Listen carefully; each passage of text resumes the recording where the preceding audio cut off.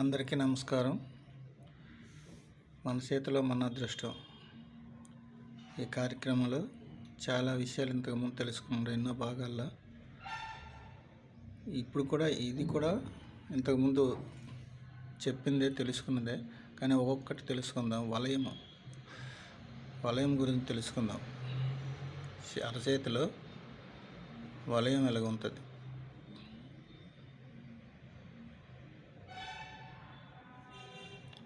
అరచేతిలో వలయం అలాగ ఉంటుంది. ఎక్కడున్నాను ఎడమ చేతులున్నా కుడి చేతులున్నా, ఆడవాళ్ళకి ఎడమ చేతిలో, మగవాళ్ళకి కుడి చేతిలో చూసుకోవాలి. అది ఎక్కడ ఉంటుంది, ఎలాగుంటే మంచి ఫలితాలను ఇస్తుంది. ఇందులో వలయాలు ఉంటాయి, చాలా వలయాలు ఉంటాయి. కొన్ని మంచి ఫలితాలను ఇచ్చినవి ఉన్నాయి, కొన్ని ఫలితాలు ఇవ్వనవి కూడా ఉన్నాయి. ఆ విధంగా ఉంటాయి వలయం. ఫస్ట్ వలయము జీవిత రేఖ. యాక్చువల్గా అందరికీ ఉంటుంది. ఇది బుద్ధి రేఖ, ఇది ఉదయ రేఖ. ఇవి అందరికీ ఉంటాయి. ఈ మూడు రేఖలు ప్రధాన రేఖలు అంటారు. ఇవే అందరికీ సహజంగా ఉంటాయి. ఇప్పుడు వలయాన్ని తీసుకుందాం. వలయం అనేది ఫస్ట్ గురువలయం ఇలా ఉంటుంది అన్నమాట. ఇది గురువలయం అంటారు. ఒక్కొక్క ఏను దగ్గర కూడా ఉంటాయి. ఇది శనివలయం.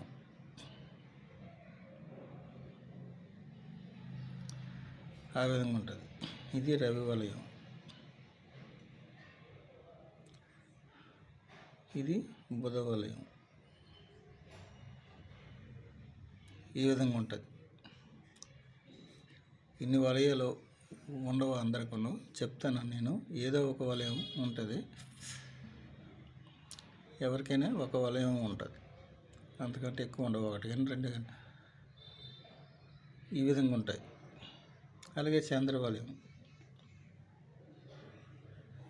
ఇక్కడ ఏళ్ళు లేవు కాబట్టి ఈ ఆకారంగా ఉంటుంది, లేకపోతే ఈ ఆకారంగా ఉంటుంది.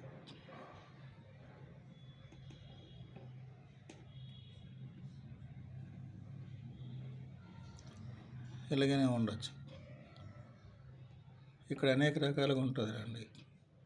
ఇక్కడి నుంచి బయలుదేరి లేకపోతే ఇలాగ ఉంటుంది.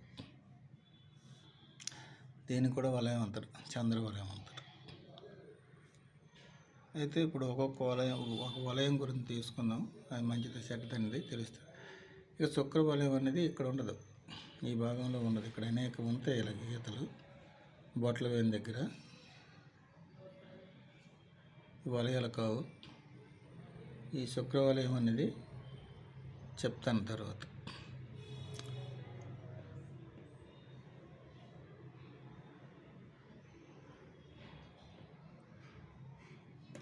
ఈ గురువలయం తీసుకుందాం. గురువలయం ఇలాగ ఉండాలి, వంక తిరిగి ఉండాలి. ఇక్కడ చాలామందికి ఈ విధంగా కూడా ఉంటుంది, ఇలాగ ఉంటుంది. అది వలయం కాదు, అది వేరే దీనికి వర్తిస్తుంది.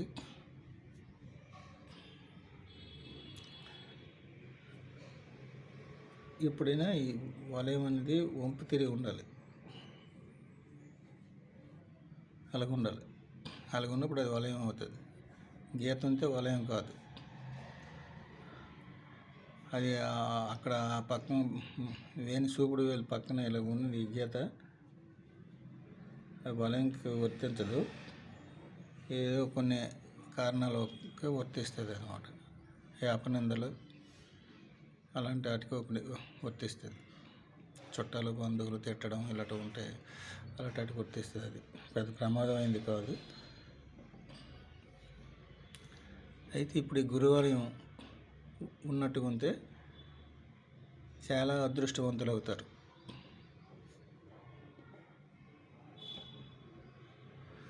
చాలా అదృష్టవంతులు అవుతారు. గురువలయం ఒకటి వలయాల్లో గురువలయం చాలా మంచిదన్నమాట. దీనిలో ఒక గీతగా ఉన్నట్టుగా ఉంటే గురు జాతువులు కూడా అంటారు. అది వదిలేయండి, అది ఇంతకు ముందు భాగాల్లో కూడా చెప్పాను. ఈ గురువలయం ఈ విధంగా ఉన్నటువంటి మంచి విద్వాంసులు, మంచి పండితులు, మంచి పీఠాధిపతులు, మంచి మంచి హోదాల్లో ఉంటారనమాట. వాళ్ళ చెయ్యే పై చెయ్యి ఉన్నట్టుగా, వాళ్ళన్ని మాటే పై మాట అన్నట్టుగా, వాళ్ళదే ఫైనల్. అటువంటి జాతకులు అనమాట. అటువంటి అధికారాల్లో ఉంటారనమాట. ఒకవేళ ఉద్యోగాల్లోనే మంచి పవర్ఫుల్ ఉద్యోగాల్లో ఉంటారు. అలాగే వేరే వేరే దీనిలో ఇప్పుడు చెప్పాను కదా, విద్వాంసులు, పండితులు, పీఠాధిపతులు అలాంటి వీటిల్లో మంచిగా బాగా రాణిస్తారనమాట. ఇలాంటి వాళ్ళు బాగా డబ్బు కూడా గడిస్తారనమాట. కొంతమంది ఉన్నారు కదా పండితులు, అలాంటిది అనమాట ఈ రేఖ ఉన్నటువంటి. ఇప్పుడు చెప్పాను కదా, ఏదైనా ఈ రేఖ ఉంటే అధికారంలో ఉంటారు, వాళ్ళదే పైసే.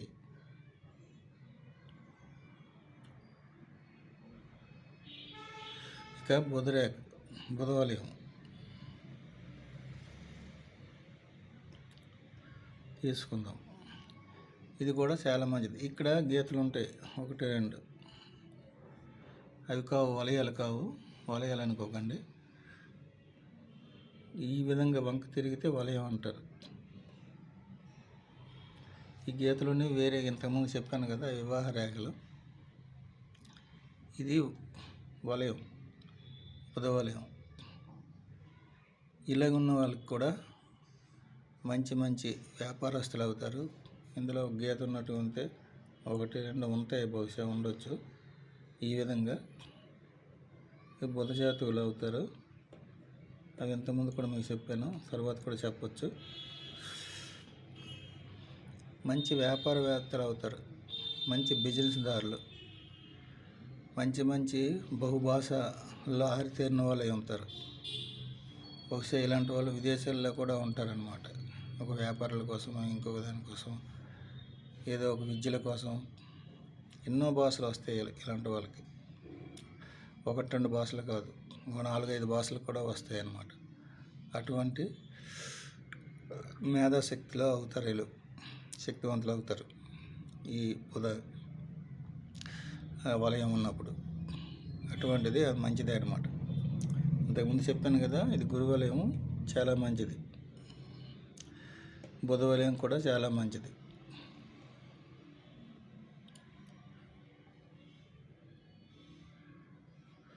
ఇక శుక్రవలయం, శుక్రవలయం అనేది ఇక్కడ ఉండదు.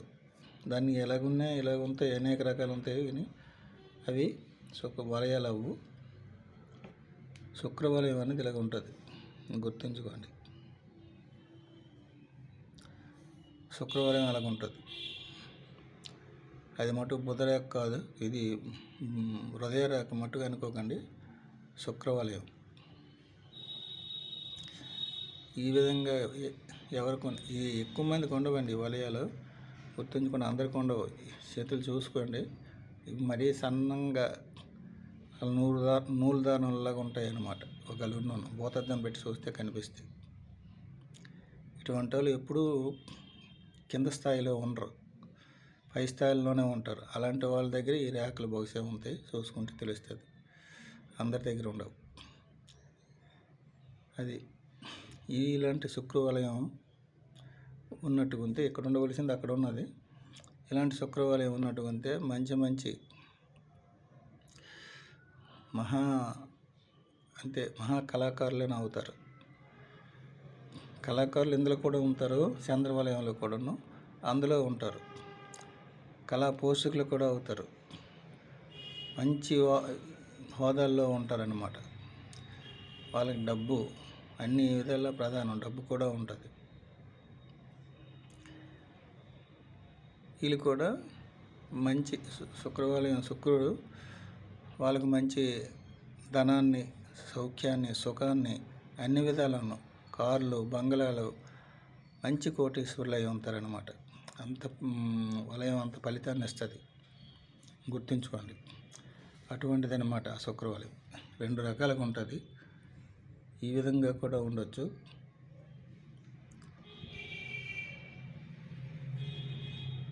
ఈ విధంగా కూడా ఉండవచ్చు. దీనికి ఆ నుంచి ఉండాలి, బుధస్థానం నుంచి. కానీ ఇది అలాగున్న హృదయ రేఖ అనుకోకండి. హృదయ రేఖ అనేది ఎక్కడి నుంచే ఉంటుంది, ఇలాగుంటుంది. అది ఎప్పుడైతే ఇలా ఈ విధంగా 2 రేఖలు ఉన్నాయో ఇది కంపల్సరీ వలయం కింద తీసుకోవాలి, శుక్రవలయం కింద అలాగ వస్తుంది. చంద్రవలయం ఇంకా ఇది ఎలాగైనా ఉండొచ్చు, వంపు తిరగాలి ఎంతో కొంత. ఇది కూడా మంచిదే. గురువలయము, బుధవలయము చెప్పాను కదా, బుధవలయము, గురువలయము, శుక్రవలయం ఈ 3 మంచివి అన్నమాట. చంద్రవలయము,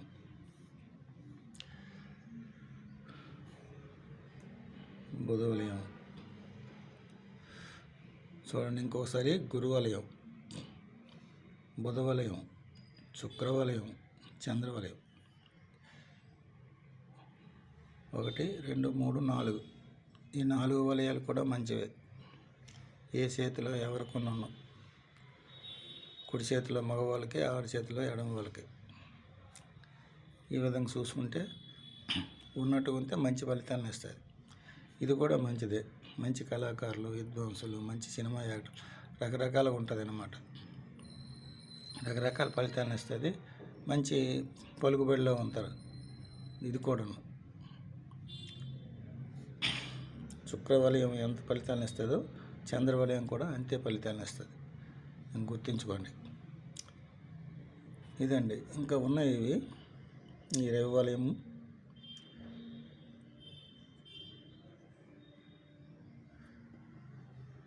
శని వలయము, రవి వలయం ఉన్నాయి, కానీ అంత ఫలితాలు లేవు అవి. ఈ ఫలితాలు బాగా ఇచ్చినవి ఈ 4 వలయాలే. గురువలయము, బుధవలయము, శుక్రవలయం, చంద్రవలయం. అదండి. ఇది ఈ వలయాలు ఆ చేతిలో ఆ విధంగా ఉన్నటువంటి అందరికీ ఇన్ని వలయాలు ఉండవు. ఏ ఒక్కటి ఉన్నా మంచిదే. చంద్రవలయం కూడా చూసుకోండి. ఒకవేళ ఈ విధంగా ఉన్నటువంటి అది వలయం కింద వస్తుంది.